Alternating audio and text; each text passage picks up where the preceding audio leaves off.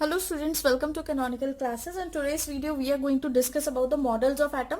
जो भी हमारे models of atom थे तो सबसे first हमने पहले डिस्कस कर चुके हैं डाल्टन्स एटॉमिक थ्योरी, जिन्होंने एटम के बारे में बोला था कि एटम डिवाइड नहीं हो सकता, ठीक है, अनकटेबल। उसके बाद क्या बोला था, थॉमसन मॉडल ऑफ एटम आया एंड थॉमसन ने प्रपोज किया इन द 19th सेंचुरी की बिगनिंग में ही उन्होंने एक मॉडल प्रपोज किया था। अकॉर्डिंग टू हिम, उनके अकॉर्डिंग जो एटम है वो पॉजिटिव चार्ज का स्फीयर है, ठीक है, इन विच ऐसे पॉजिटिव चार्ज का स्फीयर है in which electrons are embedded, in which electrons are embedded, in which electrons are embedded just like, किसकी तरह एम्बेडेड होते हैं, just like a watermelon,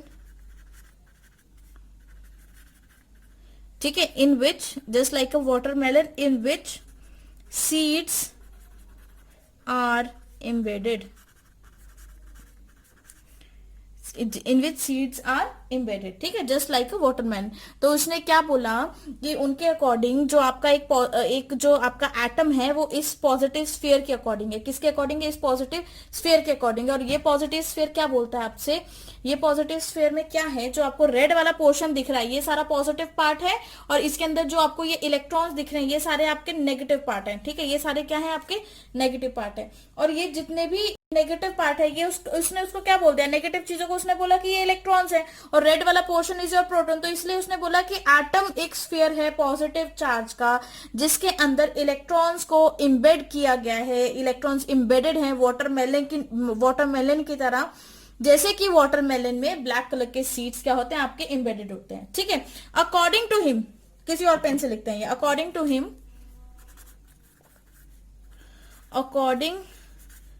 him, उनके अकॉर्डिंग जो नंबर ऑफ इलेक्ट्रॉन्स थे, number of electrons is equal to number of protons, है ना। Number of electrons किसके इक्वल है, नंबर ऑफ प्रोटॉन्स के इक्वल है, जो कि बहुत इंपॉर्टेंट बात है।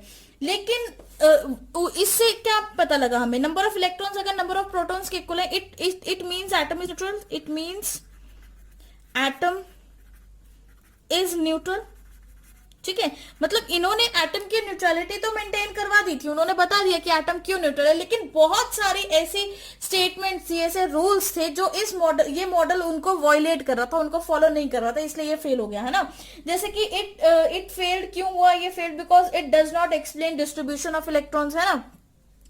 फेल्ड क्यों हो गया ये failed, because it does not explain, first point हम लिखेंगे, it does not explain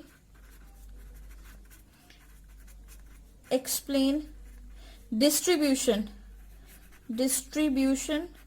because it does not explain distribution of electrons की डिस्ट्रीब्यूशन को भी एक्सप्लेन नहीं कर पाएंगे, है ना।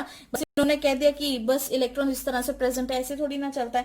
नेक्स्ट इन्होंने न्यूक्लियस के बारे में, does not explain about nucleus, it does not tell us about nucleus, tell us about nucleus, इन्होंने हमें न्यूक्लियस के बारे में भी कुछ नहीं बोला।